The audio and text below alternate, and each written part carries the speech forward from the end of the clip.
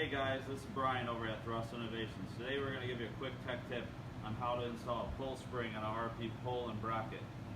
Typically when you get a Rickter hull or similar, these blocks will be already installed. We're going to remove these for the pull spring application.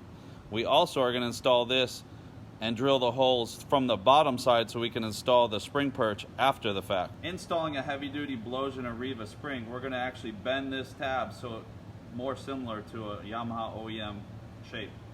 To begin the install, start with a pull bolt slightly through so you can slide the spring into the hole. Now we're going to install the spring perch from the inside of the hull. The reason we do that is so the spring's not under tension. Now we can put the spring right on the spring perch and hyperextend the pole, and now you can install your stopper blocks in place.